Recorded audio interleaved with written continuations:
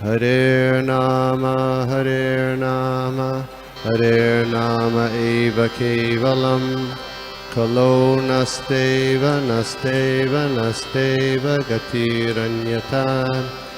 Hare Nama, Hare Nama, Hare Nama eva kevalam, Kalo nasteva, nasteva, nasteva gatiranyata.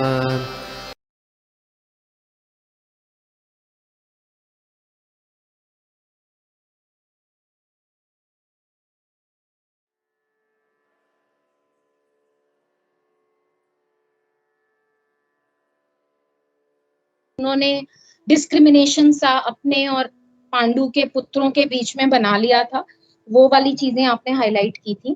फिर उसके बाद next week में आपने दुर्योधन के ऊपर, जो दुर्योधन द्रोणाचार्य से बात कर रहे हैं, उसके बारे में इलैबोरेट किया था। एंड उसमें दुर्योधन जो हैं वह पहले पांडवों की आर्मी के बारे में बताते हैं कि भीम, अर्जुन, युधिष्ठिर महाराज या नकुल और सहदेव, इन सब की क्या विशेषताएं हैं, उनके साथ जो लोग जुड़े हुए हैं, युयुधन, विराट और द्रुपद, इन सब का क्या है। आपने द्रुपद के जो राजा द्रुपद के जो पुत्र और पुत्री द्रौपदी थे, वो कैसे यज्ञ से निकले थे, वो आपने बताया था।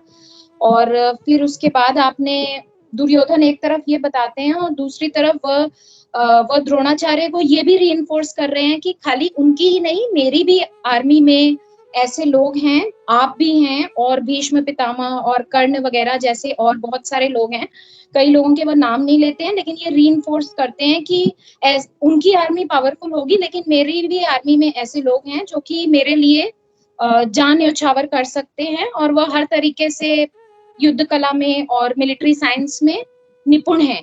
तो एक तरीके से आपने, आई थिंक एंडिंग नोट ये था कि दुर्योधन वॉर से पहले ही उन्होंने एक्नॉलेज कर लिया कि उनको पता था कि वो हारेंगे ही, और वो उनके जो भी उनकी तरफ से वीर लड़ रहे हैं, वह already it is known that they would be sacrificing their lives. तो इतने सारे लोग मारे जाएंगे या उनकी तरफ से इतने सारे लोग युद्ध में मतलब अपने प्राण त्यागेंगे, उतना किया था। अब आज आप 1.10 से हम लुक फॉरवर्ड कर रहे हैं। ग्रेट ये तो आपकी रिकॉर्डिंग का असर था, तो लाइव सुनेंगे तो बहुत अच्छा ही लगेगा। मतलब मैं देख रहा हूँ आप नहीं थी, लेकिन फिर भी आपने इतना पूरा ध्यान से आपने सुना कि repeated each and everything exactly. So thank you माता जी, थैंक यू वेरी मच। तो ये सभी के लिए एक मतलब एक रिकैप भी हो गया, तो थैंक यू वेरी मच। तो हम लोग आगे बढ़ते हैं, हम लोग लेते हैं श्लोका नंबर 10। ठीक है, मैं शेयर करता हूँ, जब दिख जाए तो बता देना मुझे। हाँ प्रभु जी, देख पा रहे। या थैंक यू आशीष जी। तो अगर कोई रिपीट करना चाहता है तो मेरे बात कर सकता है, मैं एक एक क्वार्टर्स में पढ़ता हूँ इसको।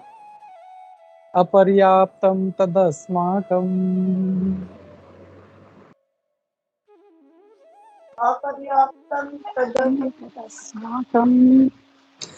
बलम भीष्माभिरक्षितम्,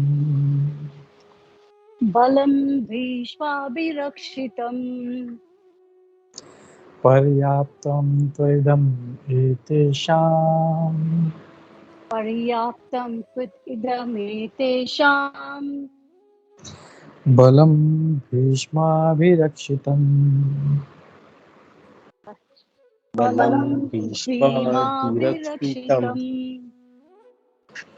Hare Krishna. Translation and purport by divine grace Bhaktivedanta Swami Prabhupada, जय श्री प्रभुपाद।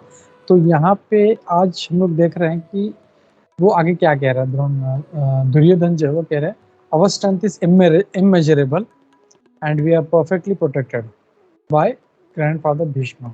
यानी वो क्या कह रहे हैं कि अपर्याप्तम तदस्माकम, हमारा जो है मतलब पर्याप्त यानी लिमिटेड, और अपर्याप्त यानी बियॉन्ड, इट्स इमेजरेबल, और अस्माकम यानी हम लोग। और वो कह रहा है बलम भीष्माभिरक्षितम, ने भीष्म जो है उनके द्वारा जो अभिरक्षित हैं, तो उनके बल के कारण हम जो है आवर स्ट्रेंथ इज इमेजरेबल।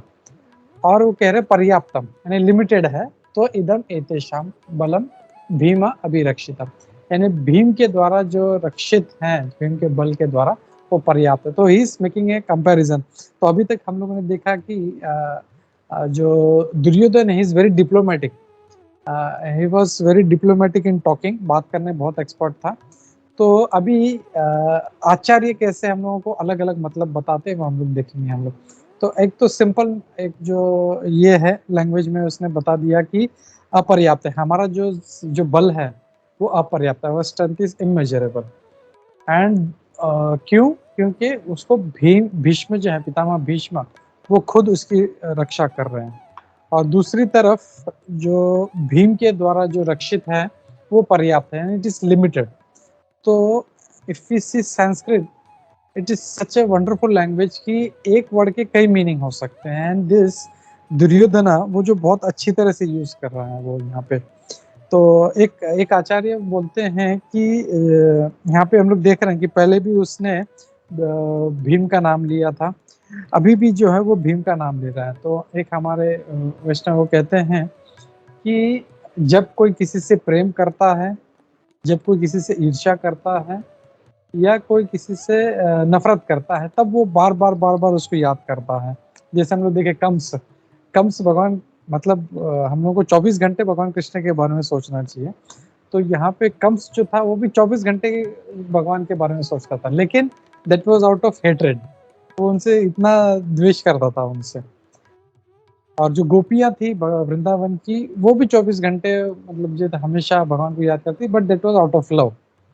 तो यहाँ पे जो है आचार्य कहते हैं कि भगवान को प्रेम से याद करना चाहिए, हम लोग कंस की तरह नहीं होना चाहिए। इसलिए हमारा चेतना, मतलब वो भी उसकी वजह से भी उसे मोक्ष मिल गया, उसको मुक्ति मिल गई उसको, लेकिन that is not the right way. आचार्य कहते हैं अनुकूल्य से संकल्पो प्रतिकूल्य से वर्जनम, यानी जो अनुकूल चीज है वो भक्ति में जो हमको आगे बढ़ा है वो हमें लेना चाहिए, और जो प्रतिकूल चीज उसे छोड़ते जाना चाहिए। तो ये जो कमसा वाला जो मेंटेलिटी है उसको नहीं रखना चाहिए हम लोगों को।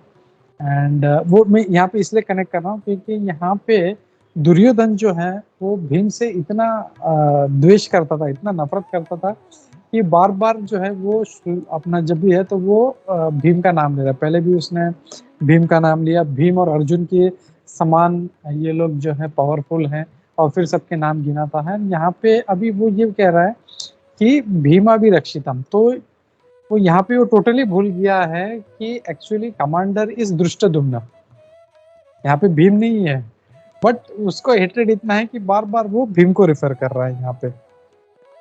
एंड यहाँ पे आचार्य, एक हमारे आचार्य बहुत अच्छा इसको एक्सप्लेनेशन देते हैं। वो बोलते हैं कि वो एक तीर से क्या कहते हैं, दो निशाना मार रहा है।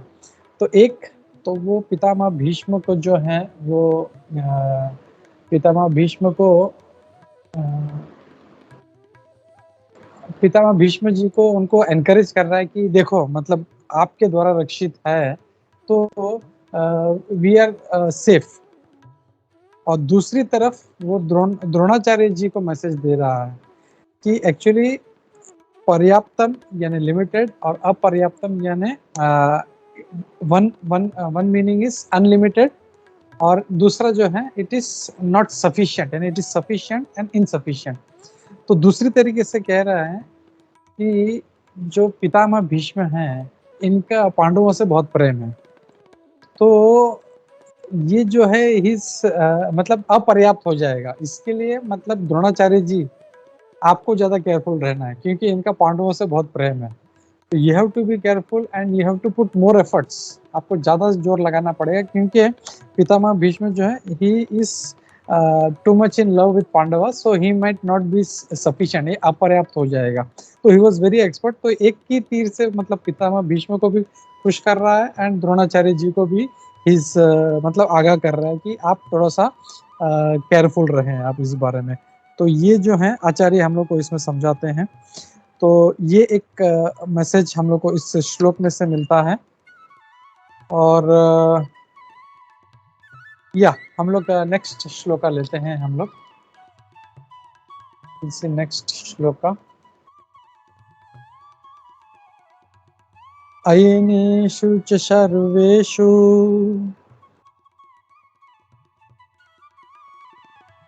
अयनेषु स सर्वेषु यथा भागम् अवस्थिताः यथा भागम् अवस्थिताः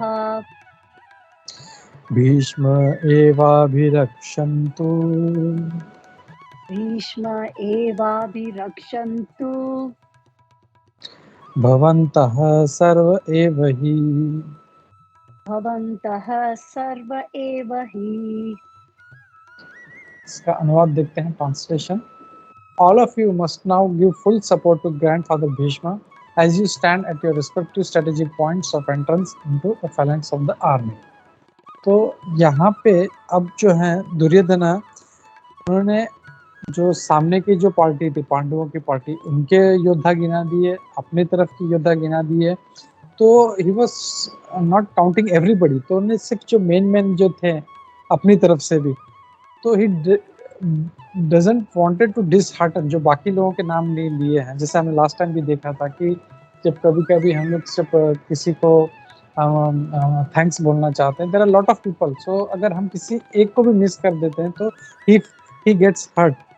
तो Duryodhan being diplomatic, he didn't wanted to get hurt, क्योंकि अभी मुझे युद्ध करना है और मुझे फुल उनका 100% उनका सपोर्ट चाहिए मुझे, तो he didn't wanted to hurt them।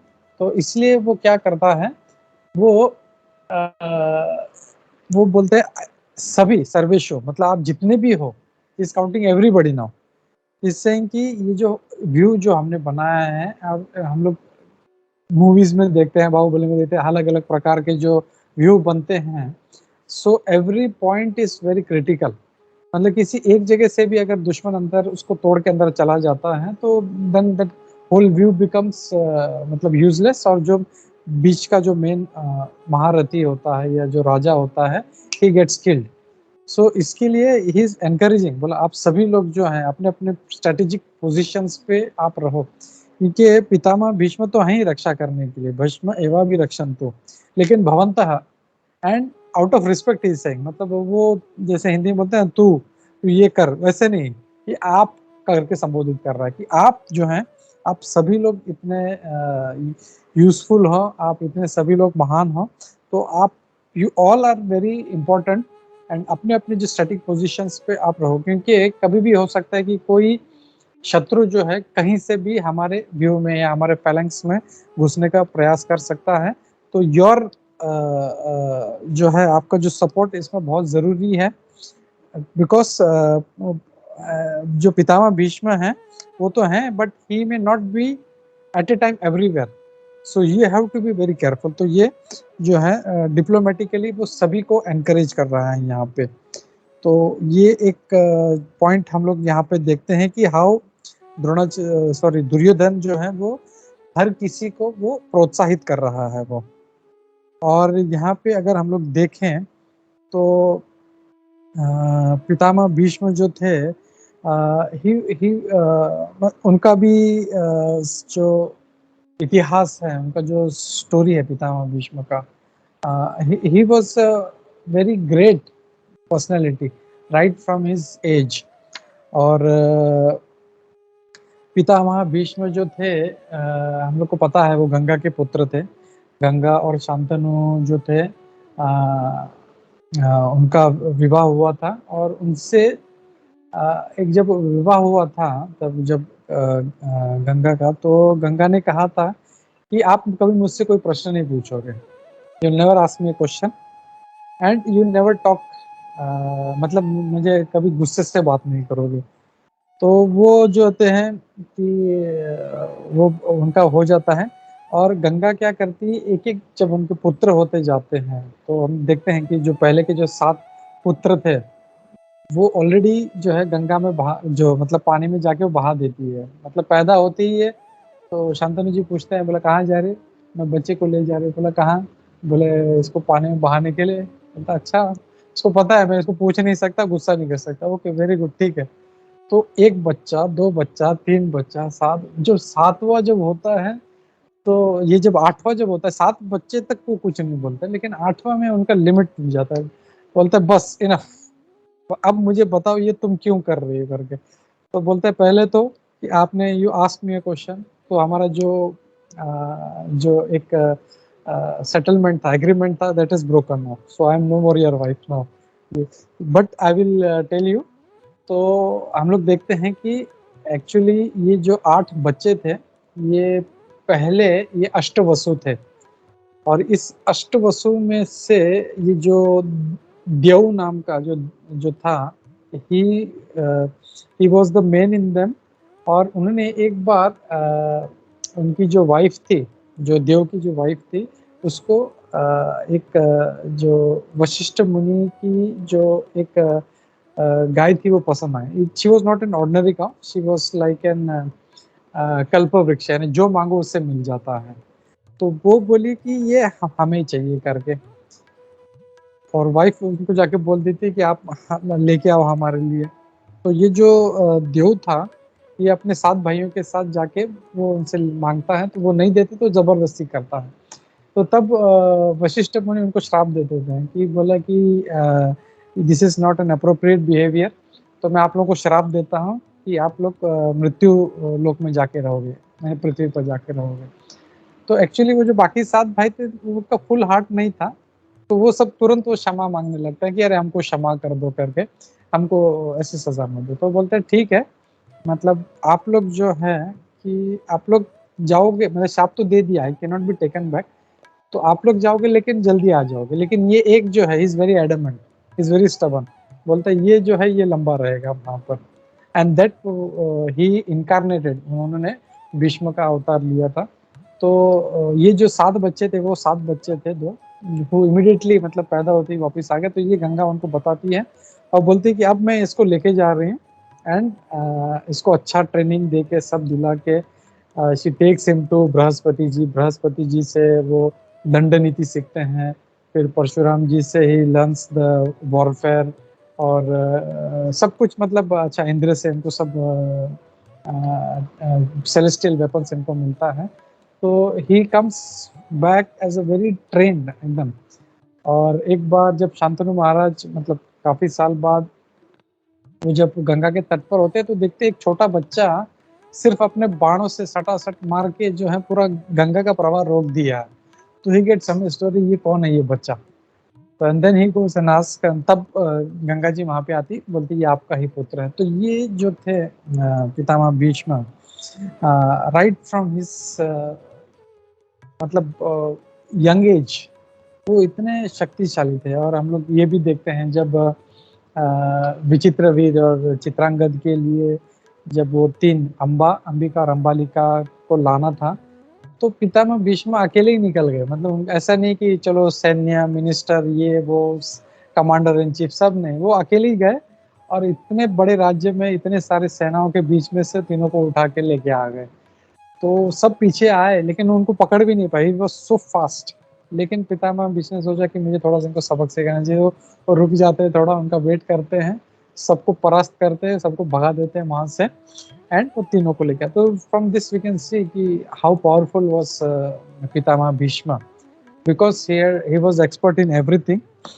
And काफी जो था इनके पास सेलेस्टियल वेपन्स था, काफी ताकत था। And he was also known for his प्रतिज्ञा। उन्होंने जब सत्यवती जी के लिए, जब अपना शांतनु के जब विवाह वो नहीं, मतलब उनके पिता जो थे सत्यवती के, वो नहीं दे रहे थे, तो पितामह भीष्म ने, एक्चुअली उनका नाम देवव्रत था पहले, लेकिन देवव्रत ये शपथ ले लेता है कि मैं आज जीवन ब्रह्मचारी रहूंगा। और जैसे ये प्रण लिया उन्होंने, it was not an ordinary vow. आज अगर कोई ऐसा शपथ ले तो आकाश से पुष्पवृष्टि नहीं होगा, but he was so powerful कि देवताओं ने उनके ऊपर जो है फूल बरसाए थे, बिकॉज दे न्यू कि how strong and powerful he was. तो ये एक था। जस्ट मैं थोड़ा सा पितामह भीष्म जी का बैकग्राउंड देना चाह रहा था, तो इसके लिए I connected all this.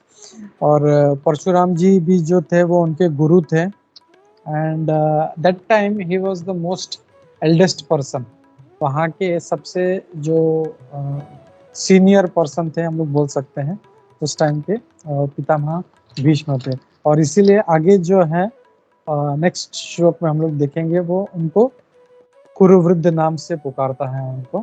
Duryodhan. तो पितामह भीष्म जो है हमारे शास्त्र में कहा जाता है कि अगर हमें भक्ति या हमको कैसे हमको आचरण रहना है, कैसे भगवान को प्रसन्न करना है, ये हम लोग को जो 12 महाजन हैं भागवतम में जो दिए गए हैं, तो उनसे सीखना चाहिए। We have to follow their path.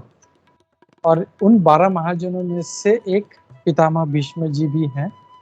तो this is how his even materially, मतलब शक्ति में भी और भक्ति में, दोनों में वो काफी निपुण थे वो। तो this is just I wanted to connect. Next श्लोक हम लोग देखते हैं। We will go to next shloka, shloka number 12। तस्य संजनयं हर्षम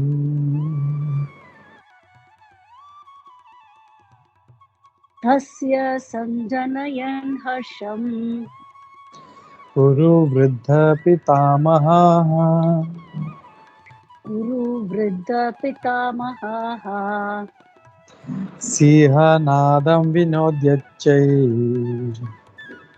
सिंहनादं विनोदच्चै शङ्खं दद्मौ प्रतापवान्। शङ्खं ददमौ प्रतापवान्। तो यहाँ पे नेक्स्ट श्लोक में अभी देख रहे हैं हम लोग, तब क्या हुआ जब ये सब जब डिस्कशंस जब चल रहा था, तब पितामह भीष्म ने क्या किया, तो ग्रेट ग्रैंड सायर ऑफ कुरु, उन्होंने जो कुरु वृद्ध हैं उन्होंने क्या किया, उन्होंने अपना शंख बजाया। और वो शंख जोरदार था, इट वॉज वेरी लाउड। और जैसा सिंह की, जैसे एक शेर की एक दहाड़ होती है, उस तरह से था वो। तो अगर आई डोंट नो आप लोगों ने कितने लोगों ने सिंह का जो लायन का रोर सुना है, कभी आप एक्चुअली उसको सुनेंगे, मतलब इट इज सो मतलब टेरिफाइंग। वो भले वो केज में होता है, जो में कभी देखेंगे तो हम लोग, बट उसका जो दहाड़ होता है इट इज सो टेरिफाइंग कि मतलब आदमी के दिल में एकदम, मतलब वो डर जाता है, अंदर से डर जाता है, मतलब इट इज सो पावरफुल। और ऐसा जो पितामह भीष्म ने जब शंख बजाया, तो वो जो जो उनका जो ध्वनि था वो भी कुछ ऐसे ही था, it was very very loud ऐसा। और इससे जो था दुर्योधन को काफी मतलब ये प्राप्त हुआ, उनको आनंद प्राप्त हुआ। संजनयन हर्षम, उनको काफी हर्ष प्राप्त हुआ उसका। तो यहाँ पे कुरु वृद्ध कह रहे हैं, तो वृद्ध यानी नॉर्मली हम लोग कॉमन लैंग्वेज देखते हैं, वृद्ध यानी किसी बूढ़े व्यक्ति को कहते हैं। तो it is not out of disrespect, ऐसा नहीं है वो बूढ़े हैं इसके लिए उनको बोल रहे हैं, it is out of respect. वो काफी एल्डरली, सारे जो थे जितने उपस्थित थे, तो उनमें सबसे वो रिस्पेक्टेड काफी एल्डरली पर्सन थे उनमें से, तो इसके लिए उनको कुरु वृद्ध कहा गया है उनको। और फिर उन्होंने अपना जो शंख बजाया तो इट वाज प्रतापवान, तो काफी जो प्रतापी था उनका वो जो शंख था। जैसे हम लोग देखते हैं धनवान, रूपवान, भगवान, तो वैसे ही उनका ये जो शंख था वो काफी प्रतापी था, इसके लिए उनके शंख को ये प्रतापवान कहा गया है। तो ये एक जो है उनका जो यहाँ पे एक आचार्य है अपने एक वैष्णव है, उनका नाम है चैतन्य चरण, तो वो कहते हैं कि यहाँ पे अब हम लोग देखें तो यहाँ पे अभी तक डिस्कशन चल रहा था, तो from words it is turning into action. तो जब भी युद्ध शुरू होता है तो यहाँ पे शंख से शुरू होता है। एंड शंख जो है ये नॉर्मली हम लोग पूजा में बजाते हैं हम लोग, whenever there is some auspicious thing, कुछ पावन चीज करना होता है तब ये शंख बजता है। तो उस समय जो युद्ध वगैरह जो था इट वाज वेरी उनके लिए मतलब काफी प्रोत्साहन देने वाला हुआ करता था उनको, और इसीलिए ये लोग पहले शंख बजाते थे, युद्ध की घोषणा करते थे, और युद्ध की घोषणा के बाद ये लोग जो है स्टार्ट करते थे। तो आगे हम लोग नेक्स्ट श्लोक में देखते हैं आगे क्या होता है। तो नेक्स्ट श्लोका नंबर 13 उसमें देखते हैं हम लोग। तो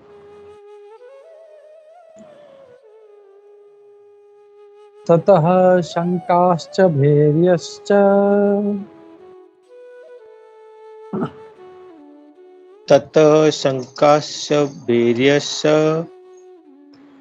पनवानक गोमुखाः पनवानक गौमुखाः सहसैवाभ्यहन्यन्त सहसेव्याभ्यन्त सशब्दस्तुमुलो अभवत। सशब्दस्तुमुलो भवत। तो यहाँ पे अभी क्या हो रहा है कि हम देखते हैं कि जब पितामह भीष्म ने शंख बजा दिया तो उसके बाद जितने उपस्थित थे वहाँ पे लोग, उन्होंने अपना शंख बजाना शुरू कर दिया, ड्रम्स बजाना शुरू कर दिया, ब्यूगल्स बजाना शुरू कर दिया, ट्रम्पेट्स, हॉर्न, गोमुखा, जो भी था। मतलब जैसे पितामह भीष्म ने शंख बजाया वहाँ पे सभी जो है प्रकार से ये ध्वनि वहाँ पे शुरू हो गई। वहाँ पे सभी लोग जो हैं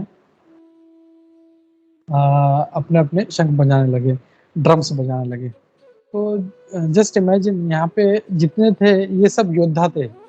योद्धा पे अपने रथ पे ये लोग सिर्फ अपने जो वेपन्स थे लाए, शंख शंख तो था उनके पास, लेकिन ड्रम्स है, बीगल्स है, ट्रम्पेट्स है, ये कौन बजा रहा है? तो यहाँ पे आचार्य लोग बताते हैं कि ये जितने योद्धा थे इनके साथ में पूरा एक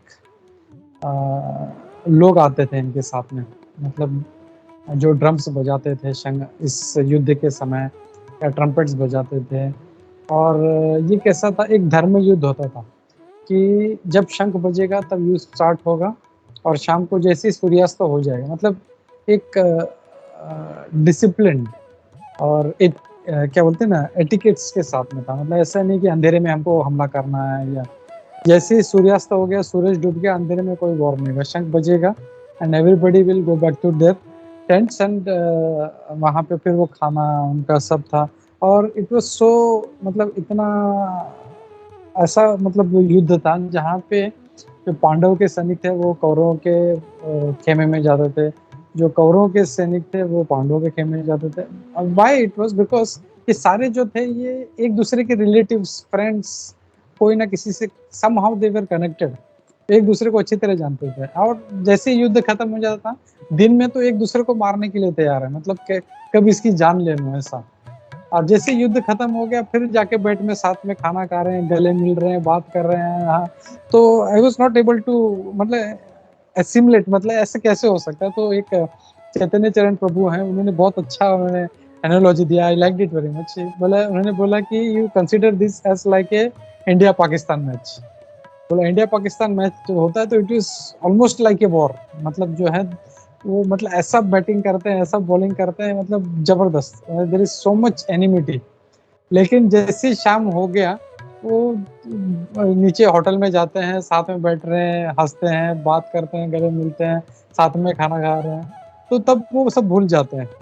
तो ये जो धर्म युद्ध हुआ करता था, it was also something like that. ऐसा नहीं है कि मुझे बहुत द्वेष है इससे। जैसे शंख बजा खत्म हो गया, दे वर नॉर्मल, मतलब कोई नहीं, मतलब एक दूसरे से मिल रहे हैं, बात कर रहे हैं, दे वर। सो ये ऐसा वातावरण था उस समय। और पूरा एक सिटी हुआ करता था उस, मतलब ऐसा नहीं कि ये जहाँ पे चाहे युद्ध शुरू कर दिया। आज जैसे हम लोग देख रहे हैं इतने सारे वॉर्स होते हैं, तो वो रेसिडेंट्स पे, हॉस्पिटल्स पे, जहाँ पे चाहो बॉम्ब डाल रहे हैं। उस समय ऐसा नहीं था। जो युद्ध का जो जगह था, इट वाज डिफाइंड कि हम लोग रेसिडेंट्स को कुछ नहीं होने देंगे, हमको झगड़ा करना है, हमारे बीच है, दो राजाओं के बीच में, हम लोग इस पर्टिकुलर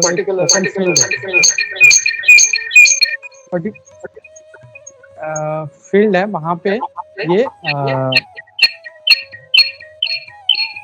किसी का आवाज इको हो रहा है शायद।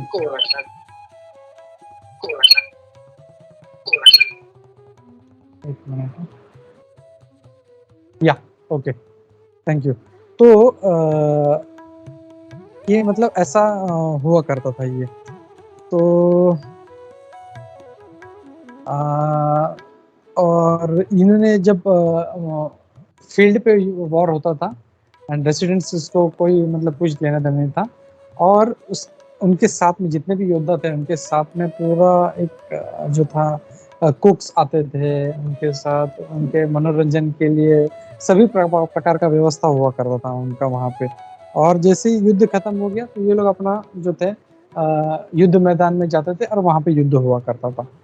तो ये एक चीज मुझे आप लोगों को शेयर करना था इसमें। और फिर यहाँ पे ये कह रहे हैं कि जैसे पिता भीष्म ने शंख बजाया तो सडनली जो था सब जगह पे ये शंख, ड्रम्स, ब्यूगल्स ये सब बजने लगे थे वहाँ पे। एंड इट वाज ट्यूमल्टुअस, एकदम इतना सडनली जो था यहाँ पे इतना जो गर्जना मतलब जैसे एकदम जो था वो होने लगा था वहाँ पे। ठीक है, तो नेक्स्ट श्लोका हम लोग देखते हैं। यहाँ पे अभी जो है we'll see what's happening. Shloka number 14। तो मैं बोलता हूँ, आप लोग रिपीट कीजिए। ततः श्वेते हये युक्ते ततः श्वेते हये युक्ते महति स्यन्दने स्थितौ महति स्यन्दने शितौ माधवाः पाण्डवश्चैव माधवा पाण्डवश्चय दिव्यौ शङ्खौ प्रदत्मतुः। दिव्यो शंखो प्रदपतुः। तो अब क्या हो गया यहाँ पे इस श्लोक में वो क्या बता रहे हैं कि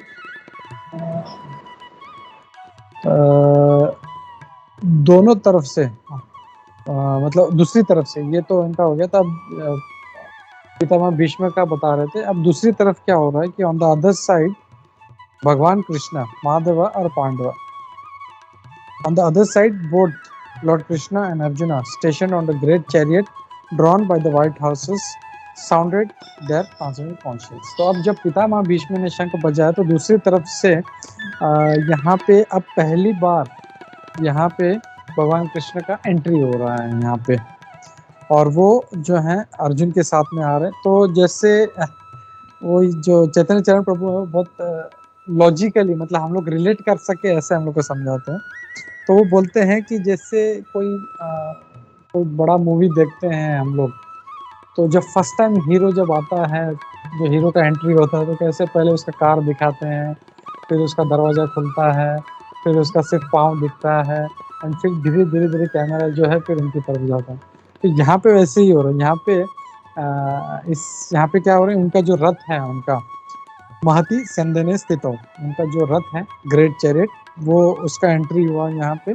और दोनों माधव और पांडव, यानी माधव यानी भगवान कृष्ण को कहा गया है और अर्जुन, ये दोनों ने अपने दिव्य शंख बजाया उन्होंने।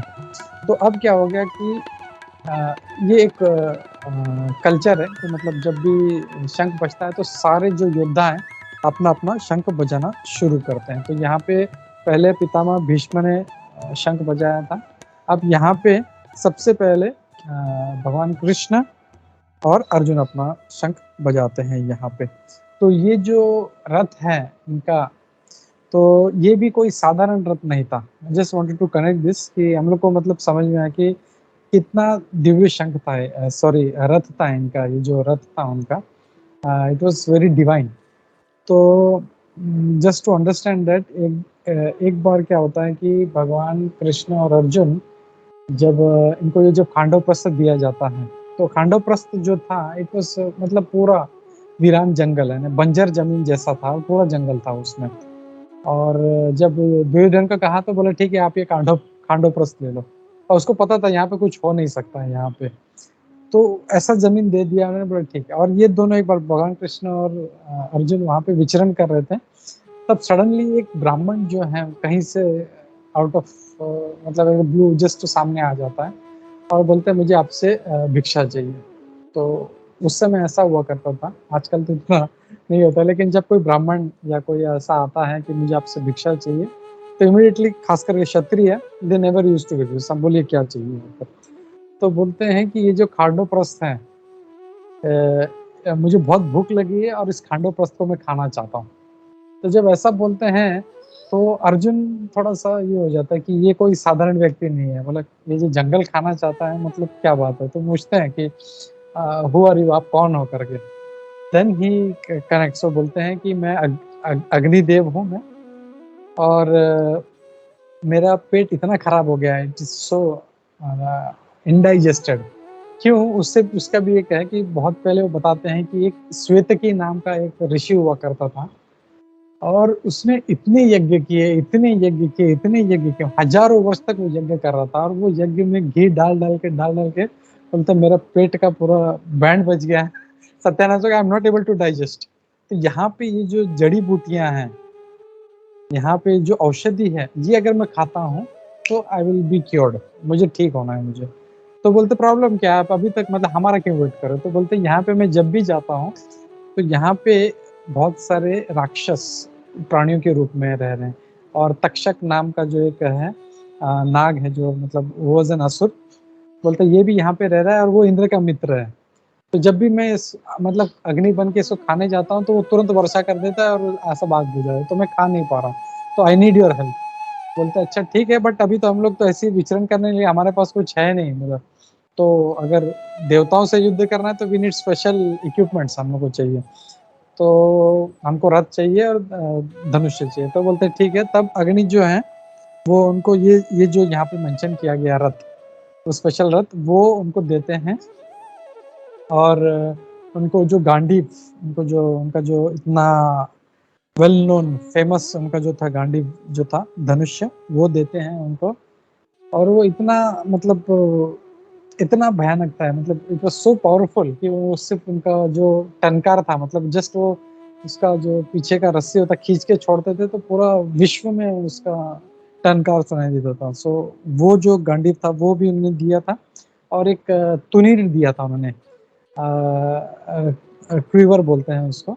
तो उसमें इतने सारे मतलब बाण होंगे कि कभी खत्म ही नहीं होंगे, आप जितना चाहे यूज करते जाओ कि कभी खत्म है। तो कभी न खत्म होने वाला तुनीर दिया उनको, गांडीव दिया था, और ये रथ दिया था।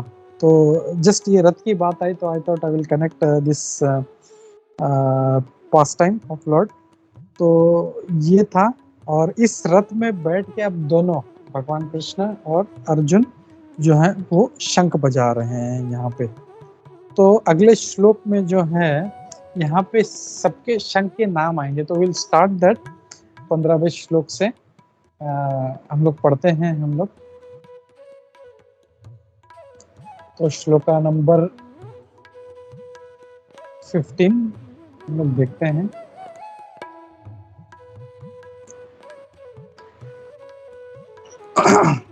पांचजन्यम ऋषिकेशो पाञ्चजन्यं ऋषिकेशो देवदत्तं धनञ्जयः देवदत्तं धनञ्जयः पौण्ड्रं दद्मो महाशङ्कम् पौण्ड्रं दद्मौ महाशङ्कम् भीमकर्मावृकोदरः भीमकर्मावृकोदरः। हरे कृष्णा।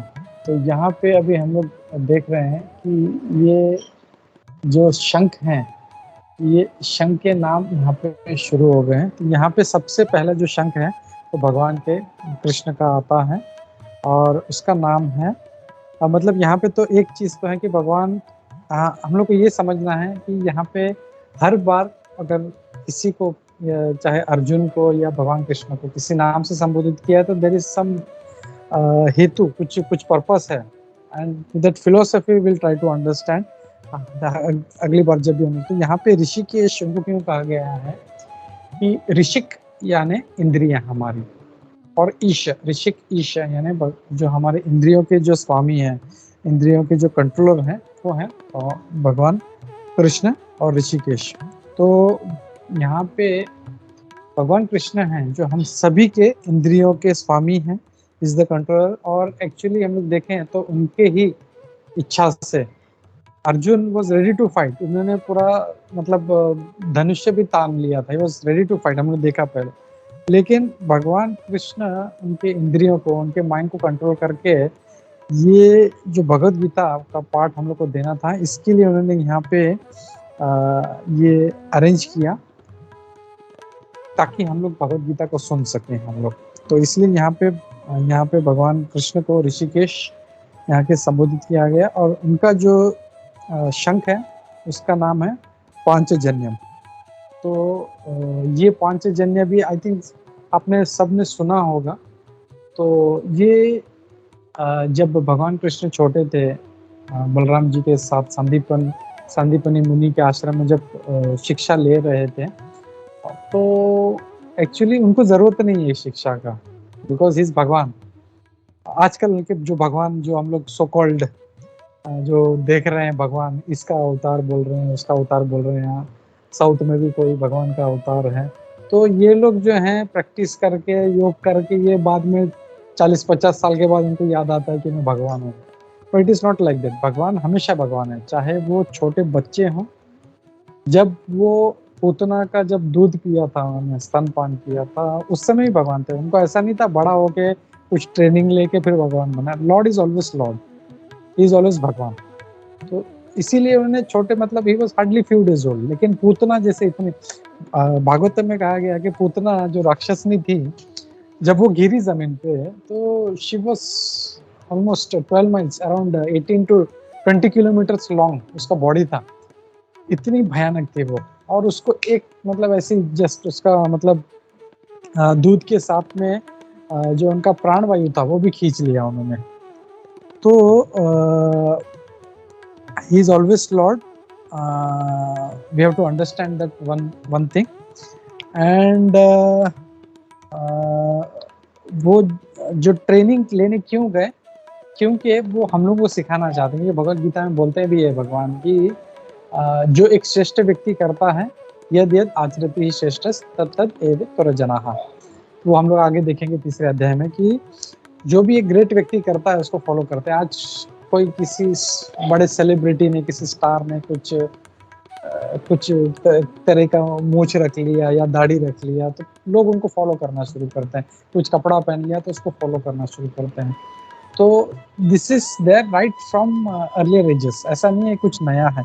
बट अभी जो है हमारे जो सेलिब्रिटीज जो हैं, ये instead of doing something great, मतलब ऐसा कुछ छोटी मोटी चीज करते हैं and people start following them. तो भगवान ये कह रहे हैं कि अगर मैं शिक्षा नहीं लूंगा तो सारे लोग यही फॉलो करेंगे, अरे इन्होंने तो शिक्षा लिया नहीं तो मैं क्यों नहीं करके। So just to show that he took the training, वो संदीपनी मुनि जी के आश्रम में गए, but he showed he is Bhagwan. And how is that कि अभी हम लोग देखते हैं कि किसी एक फील्ड में अगर हमको मास्टरी करनी है, हम लोग को चाहे आर्ट्स ले लो, कॉमर्स ले लो, साइंस ले लो, तो उसको कम से कम 15-16 साल लग जाते हैं। और उसके बाद में उसमें बैचलर्स करता है, फिर डिग्री करता है, फिर पीएचडी करता है। He spends almost 20-25 years into it, और तब जाके वो उसको मास्टर करता है। लेकिन भगवान ने एक एक कला जो थी, 16 कला थी, एक कला एक दिन में पूरी कर ली उन्होंने। एंड विद इन 16 डेज उन्होंने पूरा उनका शिक्षा खत्म कर दिया उन्होंने। सॉरी 16 नहीं, 64 कला थी। तो सारा आर्ट्स उन्होंने सीख लिया। एंड जब पूरा खत्म हुआ तो उन्होंने संदीपनी मुनि जी से कहा कि आप गुरु हैं हमारे, we have to give some dakshina, तो आप मांगिए क्या, हम लोग क्या मतलब क्या गुरु दक्षिणा दें। तब वो तो नहीं बोलते, लेकिन उनकी जो वाइफ थी वो बोलती कि हमारे जो पुत्र मारे गए हैं, we will not go into that details अभी। तो वो बोलते आप उनको लाके। तो ये जो था, ये जो पांचजन्य था, ये इसके he was connected to them. उसने जो था उसका उस बच्चे की हत्या की थी उसकी, तो वो उसके पास जाते हैं, तो उसने पकड़ के रखा था। तो पांचजन्य के पास जाते हैं, उसका वध करते हैं। And he was in a form of एक शंख के रूप में था। पांचजन्यासुर उसका नाम था। तो उसका वध करते हैं। फिर भगवान सोचते हैं इसका जो बॉडी है ये अभी this is I will use it for me. और फिर ये जो शंख था उन्होंने जो उनका जो था उसको उन्होंने यूज करना शुरू किया। तो ये जो शंख है it is that same thing Panchajanyam. तो इसके लिए हम लोगों ने इसको कनेक्ट किया।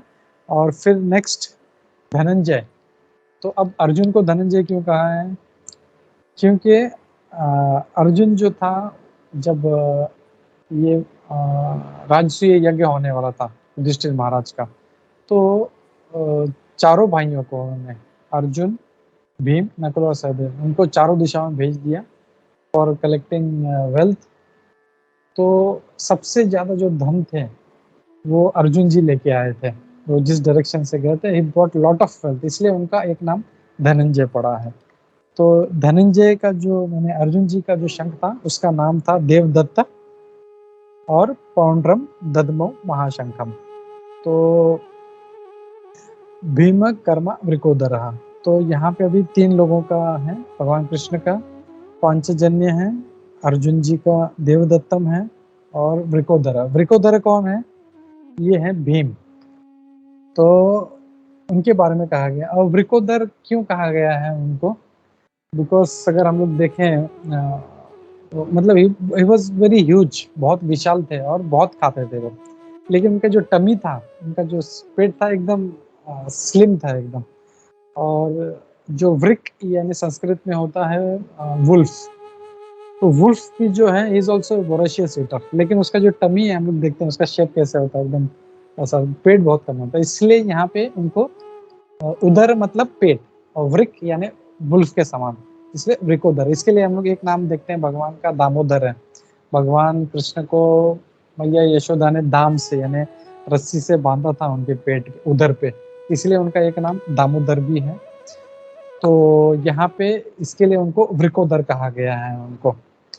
तो भीम ने अपना जो दिव्य शंख था वो जो पौंड्रम वो बजाया था। और उसको कैसे कहा गया है यहाँ पे? वो कोई साधारण शंख नहीं था, इट वाज महाशंखम। यानी दूसरे अगर शंख इतने इतने थे तो वो जो था शंख भीम का एकदम it was very huge like Bhima. तो काफी विशाल शंख था वो, तो वो उन्होंने बजाया। और उनके जो कर्म थे वो काफी मतलब विशाल हुआ करते थे उनके। ऐसा नहीं था कि वो सिर्फ मतलब इज ए वोरेशियस ईटर, लेकिन उनका कर्म भी ऐसे थे तो बहुत ही बलशाली और बहुत ही ताकत वाले थे। तो यहाँ पे जब भीम जब पैदा हुए थे तब से ही ही वाज वेरी मतलब ह्यूज। तो कुंती मैया जो थी उनको उठा भी नहीं पाती थी कभी भी, मतलब बहुत भारी थे वो। तो एक बार जस्ट बॉर्न भीम थे वो मतलब उठा के मतलब एक जो वैली था एक माउंटेन के छोर पे खड़ी थी। सडनली जो एक शेर का दहाड़ सुनाई दिया, तो वो एकदम डर गई और उनके हाथ से वो बच्चा, वो ऑलरेडी काफी भारी था तो हाथ से गिर गया वो नीचे। तो वो एकदम डर गई, चिल्लाने लगी। तो मतलब किसी तरह वो दौड़ते हुए मतलब काफी मतलब मेहनत करके वो नीचे गई किसी तरह से। सोचा अरे क्या क्या हो गया भीम को, बच्चे को मेरे देखती हूँ करके। तो देखा तो जो विशाल भीम था वो जिस चट्टान पे गिरा था उसके चकनाचूर कर दिया था उसको, लेकिन भीम को कुछ नहीं हुआ था। ही वाज सो मतलब बचपन से ही मतलब इतने मतलब ग्रेट थे वो। तो कुंती महारानी एकदम बोले खुश हो गए, अरे बच्चा कुछ नहीं हुआ मेरा। लेकिन वो हैरान हो गए कि ये जिस चट्टान पे गिरा है बड़ा वो चकनाचूर हो गया। तो शी रियलाइज्ड कि ये भी जो है कोई साधारण नहीं है, क्योंकि हमको पता है कि वो भी वायु के पुत्र थे एंड वायु इज वेरी पावरफुल। एंड उनका हर कर्म, एक्चुअली हम लोग के पास टाइम कम है तो मैं क्विकली उनके जो कुछ जो है मतलब भीम कितने शक्तिशाली थे वो just try to present that. कि एक तो जब लाक्षागृह में हम लोग ने जब देखा उनको जब जलाया था, तो भीम अकेले ने मतलब जो था दोनों भाइयों को कंधे पे अर्जुन और युधिष्ठिर महाराज को दो को यहाँ पे अपने कमर पे और कुंती महारानी को हाथ में उठा के, जस्ट इमेजिन हम लोग एक अगर किसी को अगर ऐसे पकड़ ले शायद हम लोग तो शायद 5 मिनट थोड़ा सा हम लोग चल पाएंगे शायद। लेकिन ही वाज सो पावरफुल कि वो पांचों को उठा के वो अकेला वो उस आग में से भागा था वो। Just imagine how powerful he must be. और दूसरा जो था इनका जो अज्ञातवास था, अज्ञातवास में जब द्रौपदी महारानी सैरंद्री के रूप में, यानी सैरंद्री यानी जो मेकअप वगैरह करती है, उनका जो महारानियों का जो, तो उसको सैरंद्री कहा जाता है। तो शी वॉज देयर। तो उसके पीछे कीचक नाम का जो एक था, जो था एक कैरेक्टर था इसमें महाभारत में, and he was also very powerful. तो वो काफी परेशान करता था द्रौपदी। द्रौपदी ने एक बार वो आके भीम को बोली, अरे ये मेरे को बहुत परेशान करता है, ये इसकी बुरी नजर है मुझ पे। तो जैसे ही भीम ने सुना तो उसका दिमाग खराब हो गया। बोलता अच्छा ठीक है, एक काम करो, तुम उसे तुम नाट्यशाला में लेके आओ, रात को उसको अकेले में बुलाना। बोलते ठीक है। और नाट्यशाला में उसको रात को बुलाया। भीम जो था वहाँ पे एक लेडी के रूप में आया, और जैसे अंधेरे में कुछ दिखाई तो दे नहीं रहा था, लेकिन जैसे ही वो आया उसको पकड़ के भीम ने इतना मारा, इतना मारा। मतलब अमोघ लीला प्रभु एक हमारे हैं, आप लोगों ने शायद नाम सुना, इज वेरी फेमस। वो बोलते हैं कि जब सुबह उसको देखा तो इसने ये नहीं पूछा कि ये कौन है, वो पूछ रही थी ये क्या है। मतलब उसको मार मार के ऐसा मलिदा निकाल दिया था उसका, मतलब it was like a big lump of bones and muscles. किसी को समझ में नहीं आता है क्या चीज ये, मतलब ऐसे कैसे हो गया, ये क्या हो गया है इसको, इतना बुरी तरह से मारा था। और ये जब बात पता चली कि ये कीचक है, तो जो दुर्योधन था उसको शक हो गया, because he was so powerful. Kichaka खुद भी बहुत पावरफुल था, उसको सिर्फ 3 लोग मार सकते थे उसको, एक शैल्य, एक बलराम एंड एक भीमा। तो बोले कि ये पक्का भीम ने इसको मारा है, और इसको वो फिर वो ट्रेस करने की कोशिश करता है। तो और भी बहुत सारी उनकी कथाएं, बकासुर का है, there are lot of pastimes of Bhima also, will not go into that. मैं रुकता हूँ यहाँ पे। हम लोग विल टेक 10 मिनट्स। अगर किसी को कोई क्वेश्चंस है, डाउट्स है related to today's shlokas, and this is the most important part, क्योंकि मतलब जो है हम लोग वी ट्राई टू अंडरस्टैंड कि हम लोग ने जो फिलोसफी, अगर किसी को कुछ डाउट है कि ऐसा क्यों है या ऐसा क्यों हो रहा है, तो प्रभुपाद जी हमेशा किया करते थे। एंड इस्कॉन में एक प्रथा है कि जब भी ऐसा होता है कथा, तो उसके बाद में क्वेश्चन आंसर सेशन होता है। तो आई रिक्वेस्ट, अगर आप लोगों का कोई भी मतलब डाउट है या कोई क्वेश्चन है या कोई कमेंट है, तो आप लोग ले सकते हैं। हरे कृष्णा।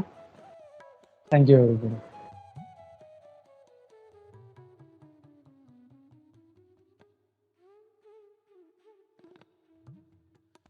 मेरे पास एक क्वेश्चन है। आपने आपने 10th वाले वर्स में बोला था कि दुर्योधन को मोक्ष प्राप्त हुआ था।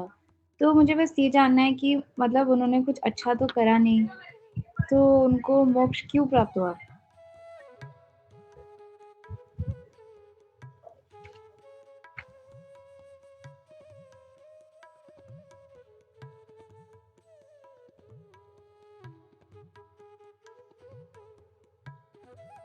प्रभु जी, you are muted.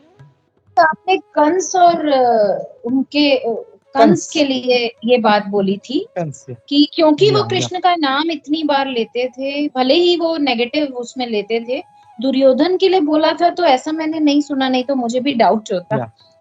अच्छा, तो मुझे कंस के लिए बोली थी ये कंस के लिए बोला था, बिकॉज कंस भी जो था 24 घंटा बस भगवान कृष्ण के बारे में सोचा करता था। जब भी कुछ मतलब उसको ऐसा कुछ जूस ला के देते ब्लू कलर का, तो डर जाता था एकदम वो, अरे कृष्णा आ गया करके, या कुछ भी मतलब ऐसा देख लेता था। तो everything used to connect to Krishna, he was so much terrified. But that is not the correct way. वो भी भगवान कृष्ण को याद करने का एक तरीका है, but we should not try that. नहीं, बट फिर उनके जैसे कंस तो पहले वो अच्छे थे, जब वो बहुत पूजा पाठी थे, जहाँ तक मुझे पता है। बट उसके बाद भी जैसे उन्होंने जो बुरा किया, तो फिर उनको कोई कॉन्सिक्वेंस ही फेस करना पड़ा ना फिर, अगर उनको मोक्ष प्राप्त हो गया तो, और वो मरे भी फिर भगवान के हाथों। अभी हाउ इज इट अनुष्का, इसे अगर हम लोग ये महाभारत का भी बहुत देखे हैं, तो किसी ने ऐसा कोई पुण्य का काम नहीं किया था, लेकिन there were crores and crores of people. तो वहाँ पे जितने भी लोग उपस्थित थे सबको जो था सदगति प्राप्त हुआ। क्यों? बिकॉज वहाँ पे भगवान कृष्ण उपस्थित थे और उनका सिर्फ दृष्टि उनके भगवान के सामने उनको उनका वध होता था, तो इसकी वजह से उनको मोक्ष प्राप्त होता था। तो इसी कंसा तो वो तो 24 घंटा ही मतलब भगवान का स्मरण किया करता था। एंड नॉट ओनली दैट कि भगवान के हाथों से, भगवान के खुद के हाथों से, अगर पूतना भी देखे हम, जैसे हम पूतना की बात कर रहे थे, पूतना तो राक्षसी थी और वो भगवान कृष्ण को मारने के लिए आई थी, लेकिन भगवान इतने दयालु हैं कि वो ये सोचते हैं कि अरे मैंने तो मतलब यशोदा मैया मेरी माता है, मैंने उनका दूध पीता और ये भी मुझे दूध पिलानी आई थी, तो ये भी मेरी माता है, तो मुझे इनको भी माता का सदगति देना चाहिए। And she also got liberated. जो यशोदा को स्थान मिला वही स्थान उन्होंने पूतना को दिया था। तो लॉर्ड इज मतलब बोलते ना वो हमारा त्रुटि नहीं देखते हमारा, He doesn't see the drawbacks in us, but हम लोग जो करते हैं उसको देखते हैं वो। So that's why he got liberated. Okay, got it. Thank you. Thanks, Hare Krishna.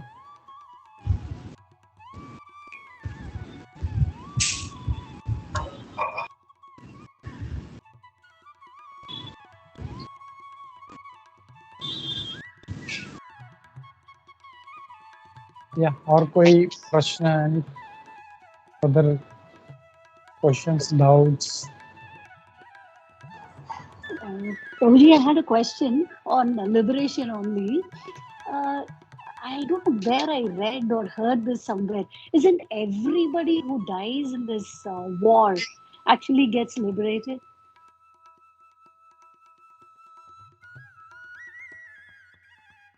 Not everybody gets liberated in the war. Actually, if you see, अगर हम लोग देखें, मैंने वो पॉइंट जल्दी में था तो मिस कर दिया। Kshatriyas are very eager to fight. आज की तरह नहीं है कि लोग डरते हैं, मतलब जैसे उनको युद्ध का मौका मिलता है दे गेट वेरी हैप्पी। जैसे कोई मतलब अभी फेस्टिवल दिवाली की तरह हम लोग कैसे खुश होते हैं हम लोग, आजकल तो वो भी नहीं रह गया। लोग वो उत्साह रहा ही नहीं मतलब फेस्टिवल मनाने का। बट दे वर सो, मतलब ऐसे जब पता चलता था कि दे वर जस्ट वेटिंग कि अगर कोई if there is some war we will go and fight, because they know, because if I am going to win I will get the kingdom, और if I die I will get Swargaloka. So for a Kshatriya, if he dies, he gets Swargaloka. But when we talk about Mahabharata जितने भी लोग थे वो भगवान के सामने उनका वध हुआ था। So that's why they got that nice position. But in general, a Kshatriya goes to heaven, Swargaloka. Okay, because this was, the Dharma Yuddham and because Krishna was present, it happened in this case. Yeah. Okay. Yeah. Okay. Hare Krishna, In front of Lord Krishna, he was there personally to take care of them, everybody. Okay. Thank you, Prabhuji. प्रभु जी, आपने जो कंस के बारे में कहा ना कि वो बहुत बार कृष्ण का नाम लेता था और उसको इसके लिए मोक्ष प्राप्त हुआ, तो उसी के कंटेक्स्ट में हम दिन भर गलत काम करते रहे और साथ में कृष्णा कृष्णा कृष्णा बोलते रहे तो भी चल जाए क्यों? मतलब भगवान मोक्ष दे दे हमको। क्योंकि मैं क्यों पूछ रहा हूँ ना, क्योंकि हमारे आसपास इतने सारे लोग हैं जो धार्मिक चीजें बहुत करते हैं, या तो इट इज शोबाजी के लिए करते हैं कि व्हाटएवर, डोनेशन देंगे, ये काफी रिलीजन है जो अपने रिलीजन के बारे में बहुत ज्यादा मुझे वो स्पेसिफिक बोलना नहीं है, बट बहुत सारा दिखावा होता है। बट उसमें अगर देखे तो वो अगर बैक उनका जो नेचर और बिहेवियर देखते हैं, राइट, वो शायद किसी को लगता है कि वो सही नहीं कर रहे। तो इसीलिए मैं पूछ रहा हूँ कि ये जो कंस का भी था, जैसे आपने बताया कि दिन में वो मतलब हर चीज में वो कृष्णा कृष्णा कृष्णा करता था, but he was doing lot of not right things. तो इसको हम कैसे इंटरप्रेट करें? ये Ashish ji very nice question. सी यहाँ पे हम लोग को दो चीज समझना है. एक है just saying just words and other thing is having consciousness of that. जैसे हम लोग एक बहुत एक मटेरियल एग्जांपल है. जैसे if there is an affair लड़का लड़की में होता, तो इज नॉट जस्ट जो लड़का है या लड़की है तो जस्ट वो उसका लवर का नाम नहीं लेते, but they are thinking actually thinking of that. तो Kamsa also when he was just saying Krishna Krishna, but inside in his consciousness he was always thinking of it, and that he got the benefit. लेकिन आजकल का क्या हो रहा है कि मतलब वो सिर्फ बोल रहे हैं, it is just verbal, लेकिन यहाँ पे कुछ और काम चल रहा है वहाँ पे, which is wrong. वैसा नहीं होना चाहिए. So when इसके लिए हम लोग जब भी करते हैं, हम लोग 16 माला करते हैं, हम लोग ये हरे कृष्णा कृष्ण कृष्ण हरे हरे हरे राम राम राम हरे. तो we are supposed to think, we are supposed to have a proper consciousness. खाली हम लोग माला करें और दिमाग में हमारा कुछ और चल रहा है, so it is of no use. So we are not going to get benefit of that. So we need to be, इसके लिए इसका जो नाम है ISKCON, it is International Society for Krishna Consciousness, not just words. तो हमारा जो consciousness है वो हम लोग को चेंज करना है. So it is very very important. आज जैसे आपने बोला कि बहुत से लोग हम लोग देखते हैं and they may be doing pious activity. वो अलग एक टॉपिक हो जाएगा अभी उसमें अगर जाएंगे तो. They doing pious activities and doing bhakti. तो just doing pious activities not enough. Pious activities यानी किसी को दान दे दिया, कुआं खुदवा दिया, ये कर दिया, वो कर दिया, तो वाई विद दैट आपको पुण्य मिलेगा. लेकिन वो पुण्य भी जो है again it is going to bring you down to this mrityu loka. तो दो चीजें होती है, एक प्लस होता है, एक माइनस होता है. तो पाप जो है हमारे माइनस है, पुण्य हमारा प्लस है. तो both has to be nullified. ये जीरो होना चाहिए, तब हम लोग भगवान के पास जा सकते हैं. हम लोग, इट कैन नॉट बी कि मेरे पास बहुत सारा पुण्य है तो मैं भगवान के पास जाऊंगा. It will never happen. क्यों? उसका एग्जाम्पल हम लोग बहुत अच्छी तरह से हम लोग कर्ण से देख सकते हैं. हम लोग जब लास्ट मोमेंट था उसका, जब लास्ट डे था उसका, तो भगवान कृष्ण उनके पास ब्राह्मण के रूप में गए. तो बोले कि मुझे दान चाहिए. तो वो हंसने लगा, बोले मेरे पास क्या है, मेरे पास कुंडल थे, कवच था, सब मैं दान कर चुका, मेरे पास अभी कुछ भी नहीं है. तो भगवान कृष्ण उसको बोलते हैं ब्राह्मण के रूप में कि तुम्हारे पास बहुत सारा पुण्य पड़ा है, वो मुझे दान दे दो. तो बहुत से मूर्ख लोग हैं, इस बात को समझ नहीं पाते हैं. वो बोलते हैं अरे कैसा तुम्हारा भगवान है, कैसा कृष्ण है, उसके पास इतना पुण्य था वो भी ले लिया. But why he did that? Because अगर वो पुण्य रहता उसके पास और उसके साथ उसकी मृत्यु होती, तो अगेन वो पुण्य जो है वो भोगने के लिए वापस पृथ्वी पे आना पड़ता है. अगर पुण्य है तो भी आपको मृत्यु लोक पे यानी पृथ्वी पे जन्म लेने के लिए आना पड़ेगा. आपके पाप हैं तो भी उसको सफर करने के लिए आपको यहाँ पे पृथ्वी पे आना पड़ेगा. और बहुत से लोग का मेंटेलिटी ये होता है कि मैंने थोड़ा सा 2 पाप कर लिए तो मैं 4 पुण्य कर लेता हूँ, तो 4 - 2 प्लस हो जाएगा, देन आई विल गो. नहीं, ये स्पिरिचुअल मैथमेटिक्स है, ऐसा नहीं होगा. ये it has to be nullified. ना प्लस होना चाहिए ना माइनस होना चाहिए हमारे पास. और वो हम लोग आगे, हम लोग जब 3rd चैप्टर से हम लोग स्टार्ट करेंगे कर्म योगा, वो सब आगे जब जाएंगे तो हम लोग देखेंगे कि what is that in detail. तो अभी के लिए हम लोग ये समझना चाहिए कि we have to be conscious of whatever we are doing. हम लोग जैसे भक्ति कर रहे हैं हम लोग, तो we have to be fully conscious. हम लोग अभी कथा भी सुन रहे हैं तो we have to be conscious. अगर हम लोग कीर्तन सुन रहे हैं तो we have to be conscious. हम लोग जप कर रहे हैं तो we have to be conscious. Everything we do we have to be conscious about that. So Hare Krishna. I hope. I had a Yeah. question. So like you said that Kans used to keep saying Krishna's name. So wasn't he conscious when he did that? So if he was conscious, why would he kill other children? Why would he do such a thing? Yeah. See, if you see, that killing part. Actually, if you see in Bhagavatam, initially he was a very nice person.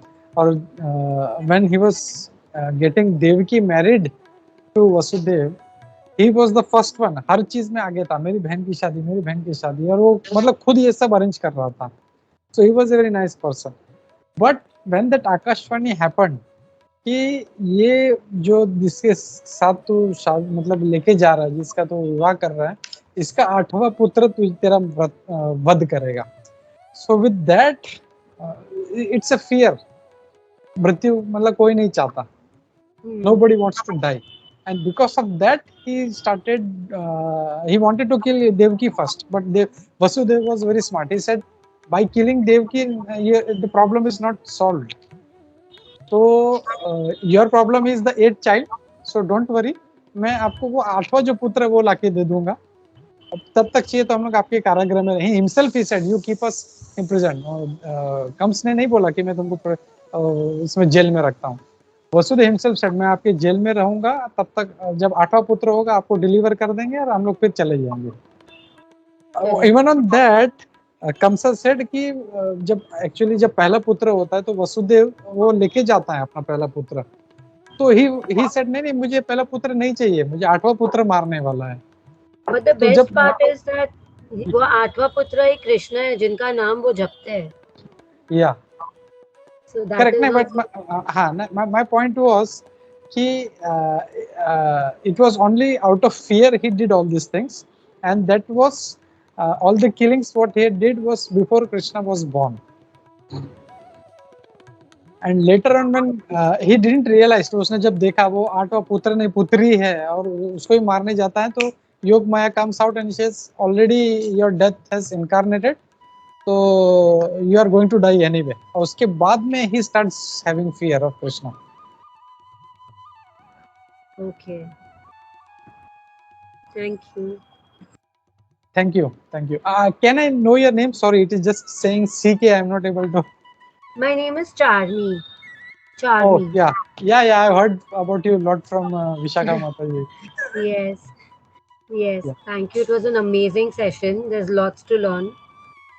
Thanks, and too many Charmi. questions also. I think probably we can ask Sure. in the next session. I am there. If you want, you can keep going. I love questions. Ashish is very good with asking questions. Ashish? Yeah. He's always. If you see previous 2 sessions, he is the only one asking questions, and he personally also keeps posting lots of questions. Yes. So Yes. I love such people who ask questions. So, yeah, but anyway, everybody has to be taken care. So, considering everybody, I think Vishakha Mataji, I leave it to you. Yeah, does Karishma have a question? No, okay. So, Prabhu, I don't know whether you've seen Karishma and Charmi. If you can switch on your cameras, they are the ones who are instrumental in starting this class and organizing, adding everyone. Ye sara inka, this is their baby. Great. I'm very happy, and thanks to you. Actually, doing such thing contributes to a lot of bhakti, because to bring someone into Krishna consciousness, to bring someone closer to Krishna, it's a big thing. So, big kudos to both of you. We are mere participants. You people are actually facilitating this whole thing, and so selflessly giving your time and being fully involved, and not just doing it like a passing thing. So it's all because of you all, both of you, Vishakha Mataji and you, Prabhuji. Thank you so much. And we will try more and more people to be a part of this. I was not here, I was traveling. But now that I'm here, I know how invoking was today's session. So I will encourage more friends to join in next session onwards. Thanks. That will be nice. In fact, Charmi was in Gurgaon for some official work, and her client gifted her a Bhagavad Gita as it is. So she's come back to really? with Gita, Wow. which I think she was referring today. Yeah, Srimad So- Bhagavatam. Okay. Also, I would like to make one request. Like, if it is possible, you can go through the shlokas or at least read the purports in short.